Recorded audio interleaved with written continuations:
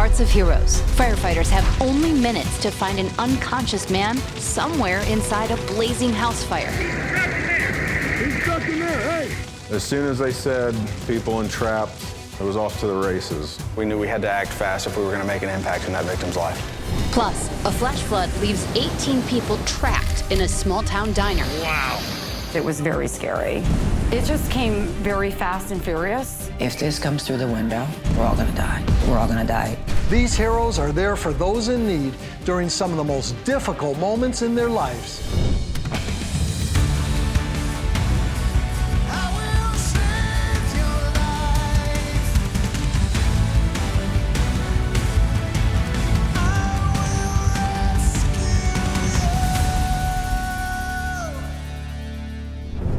We've all heard the saying, practice makes perfect. Well, this is especially true for firefighters, who have to be trained and ready for any emergency that's thrown their way. Training and teamwork would play pivotal roles when an unconscious man was caught in a dangerous fire with his house engulfed in flames. Heroes had to act, and act fast.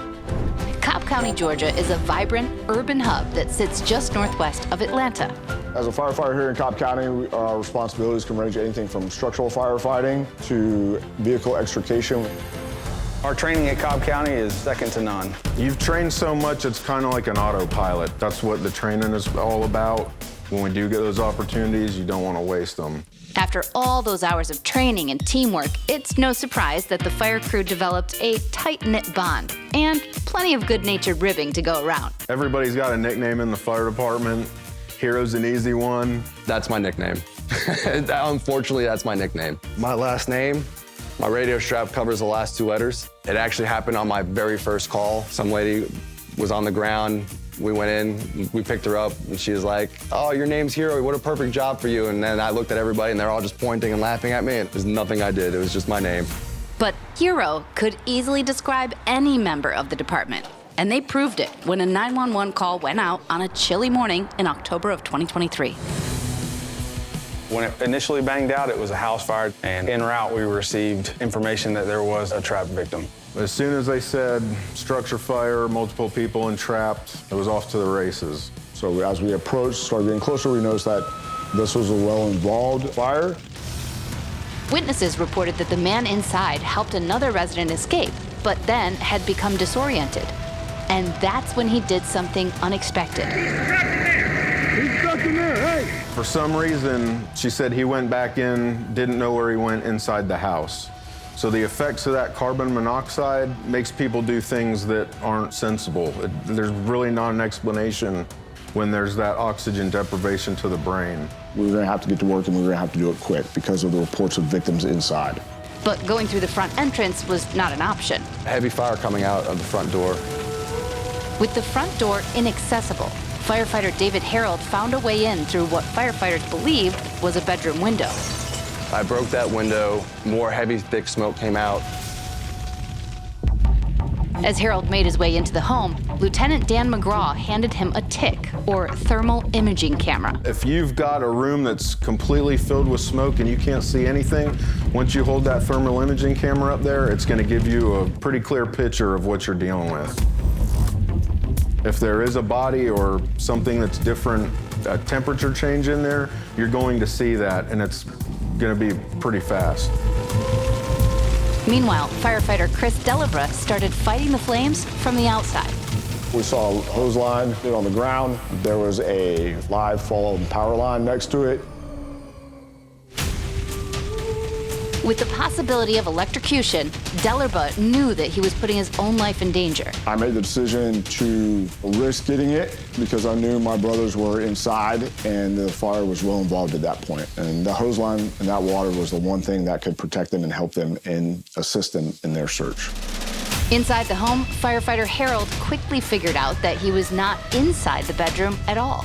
Once I got in there, got my bearings, I was over all this clothes and everything, I realized we're not in a bedroom. I was in a smaller room, it was a closet. And time was running out for the man that was trapped somewhere inside. Coming up. And I found the guy right there. It was thick smoke, high heat in that bedroom. He was medically dead. He had no pulse. He was not breathing on his own. But first, some important information to help keep you and your family flame-free and fire-safe. Did you know that most house fires start at night? Before you head to bed, here are a few things to check that will help keep your home night fire-free. Don't run your clothes dryer while you're sleeping. Built-up wind can ignite and quickly spread. Power down your space heaters. The potential for these appliances to ignite surrounding materials can be very high. Be sure to turn off your holiday lights. One small short could cause a big problem. A few simple tips to help you and your crew sleep easy and worry-free.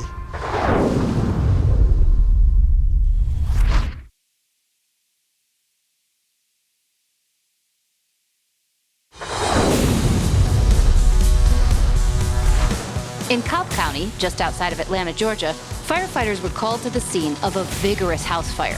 If we had a victim in there, we knew we had to act fast if we were going to make an impact in that victim's life. Equipped with a TIC, or thermal imaging camera, firefighter David Harold made his way inside what he thought was a bedroom window. It wasn't actually the bedroom. I let them know I had a closet. I got into the bedroom, scanned the bedroom, and I found the guy right there. It was thick smoke, high heat in that bedroom. At that point, he calls out victim, victim, victim.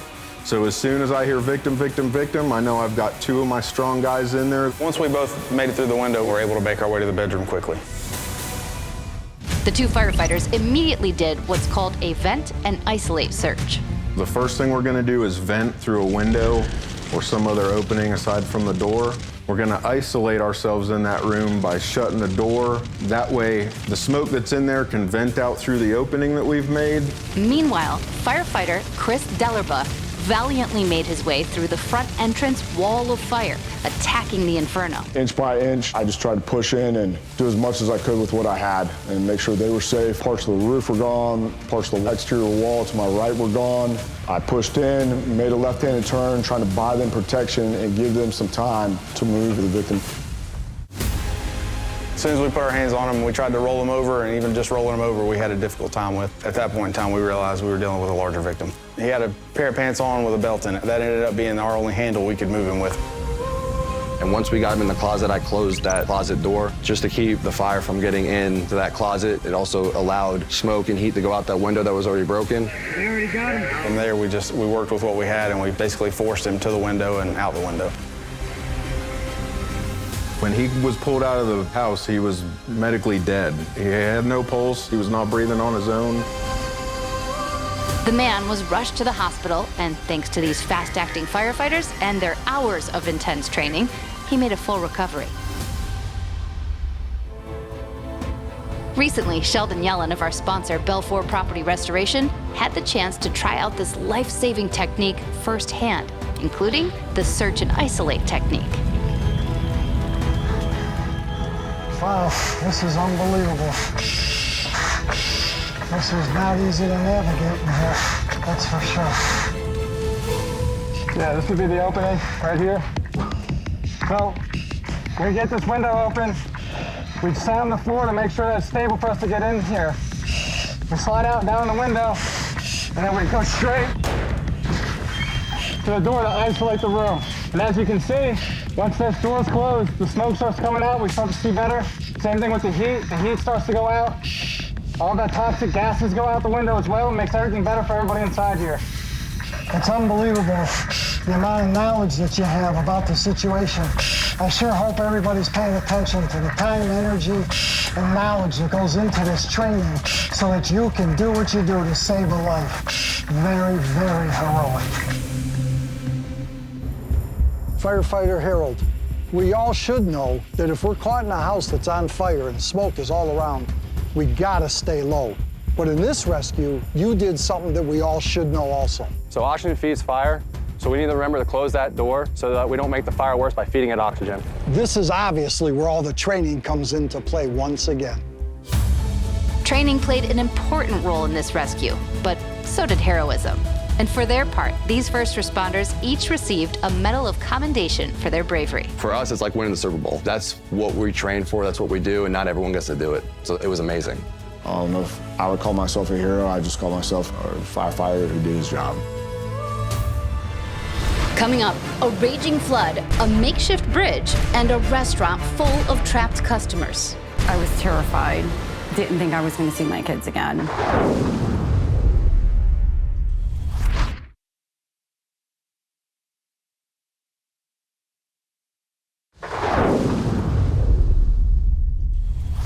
Imagine you're sitting in your favorite restaurant enjoying a nice meal with family and friends. You know that there's a flash flood warning, but suddenly a flash flood hits, trapping everyone inside. Debris starts pummeling the building, and you can't tell if the restaurant walls will keep you safe. For the customers and staff of one Connecticut restaurant, all they could do was brace for the worst and hope that first responders would get to them in time. Every small town has one, that cornerstone restaurant where people gather for a hearty meal and good conversation. For the community of Oxford, Connecticut, population 12,000, it's the Brookside Inn. This place is a second home to me. Everyone's very welcoming, friendly. Like a huge family. It's a huge family around here. That sense of community stretches beyond the walls of this restaurant and includes the Oxford Fire Department and their neighboring department in Beacon Falls. Everyone works together. We train together, we're neighbors, we help each other out through thick and thin no matter what. In the summer of 2024, when a line of training thunderstorms unleashed flash flooding in Oxford, they knew that they were in for a rain-soaked evening. I was the person working during the day, and it was around 4 o'clock. We noticed the water was building up. And I said, wow, this is abnormal. This is really abnormal. A storm cell came over and just kind of stopped over Oxford, and it just stopped. It didn't move. That river came out so fast. When I saw it coming over the curb, I think that we're in trouble. It was under 8 minutes for it to be probably 4 feet. In an instant, Route 67, the main road running right alongside the restaurant, was a torrential river, leaving no escape. We thought we could get out, and in a matter of minutes, there was no way. The water was just, it was rapid. Jody Williams lives with her pet Chihuahua in the apartment next door to the restaurant. 67 was no longer a road. It was a river. It was a raging river. Literally cars and dumpsters were floating down it, propane tanks, roofs, decks, and hitting whatever was in their way. Inside the restaurant, people tried not to panic, but there was no telling how much longer they had. We saw things floating by. We heard things crashing into the building. The water was rising so quickly. It was frightening. I said to myself, if this comes through the window, we're all gonna die. Nicole made a direct call to Oxford Fire Chief Scott Pelletier's cell phone. There was too much rescuing going on between the fire station and the Brookside Inn that we had to handle.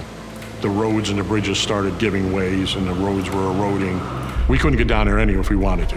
As luck would have it, an ambulance from Beacon Falls was approaching the restaurant from the other direction on their way to another call. Jody Williams, the neighbor's daughter, flagged down the EMTs. Beacon host family number 1, all available manpower is requested. They soon learned that there were even more people trapped in the restaurant next door. They called me on the phone and they're like, this is really bad over here. We're going to be effecting a rescue at the Brookside Inn, building number 2, 15 to 20 occupants. So we got to do something. Coming up. We have people who have never walked across a fire department ladder before. If they fall in and drag one of my firefighters with them, they're both dead.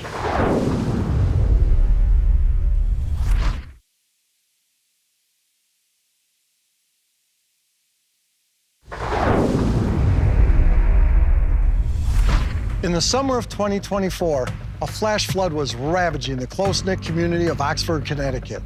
18 people were trapped inside a restaurant, and next door, a woman and her dog were unable to break free from the raging water. Now, first responders from the Beacon Falls Ladder Unit had not one, but 2 dangerous rescues to pull off. The question was how to get 19 terrified people and a dog across the furious floodwater. As soon as I pulled in, I was like, this is much more hazardous than I thought it was going to be.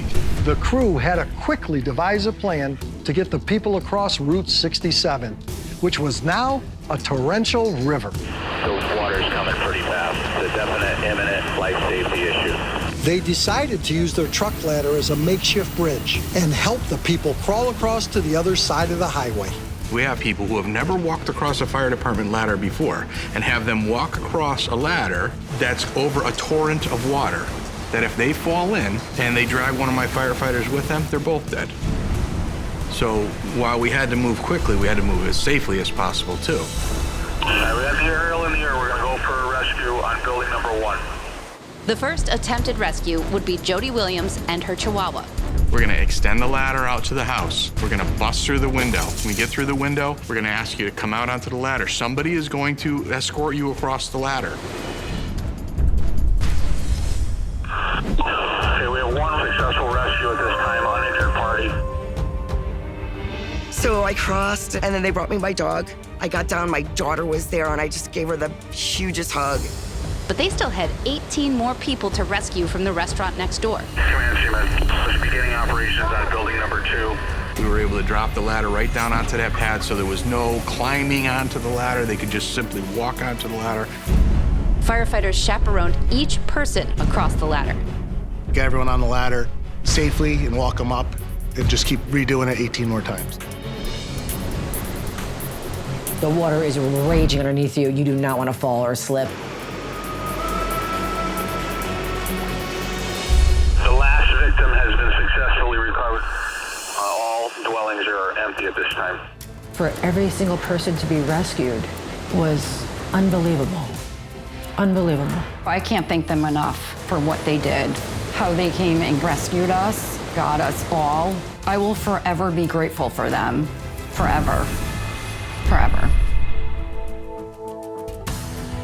The survivors of the Oxford flood owe their lives to the extensive training of their rescuers. Today, Sheldon Yellen of our sponsor, Belfour Property Restoration, got to personally experience this rigorous swift water training in a 144,000-gallon tank. This facility makes firefighters at the ready all the time. That education, the money, the training, all the time and energy goes into being prepared. When that 911 call comes in, it's go time, but all the preparation in place. Absolutely. That's why our motto is training today for tomorrow's rescues. This simulation is simulating a storm going on. It's imperative that you guys are training in all situations. In the heat of the storm, you've obviously got a lot going on. It's obviously important to be focused. That helps to keep things into perspective and helps us to remain calm in that time. Looking down at that current, I saw all these items floating by quickly under there. It really speaks to the power of the water, doesn't it? Well, yeah, even a small amount of moving water can carry large objects. You've got vehicles that could be in the water, trees. Sometimes they can even move houses. So it's obviously something to be very aware of and to stay away from.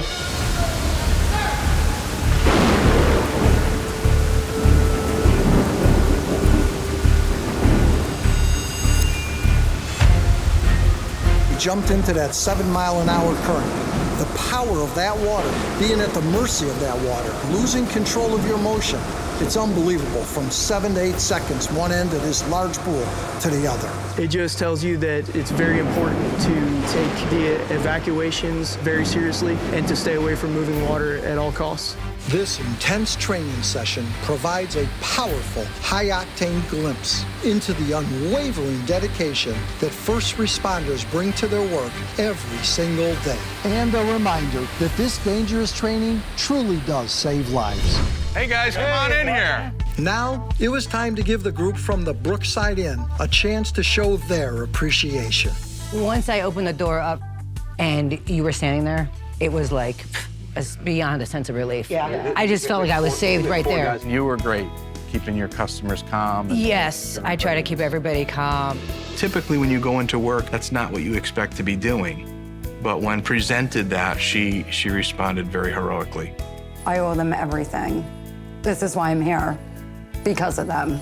They are heroes and beyond heroes. Like, they were my angels. When you have people that are telling you you saved their life and they're thanking you with the level of gratitude and emotion that they were displaying, it's a good feeling. True heroes. True heroes. To risk your life to help another human being is a true act of heroism. One of the greatest things you could do.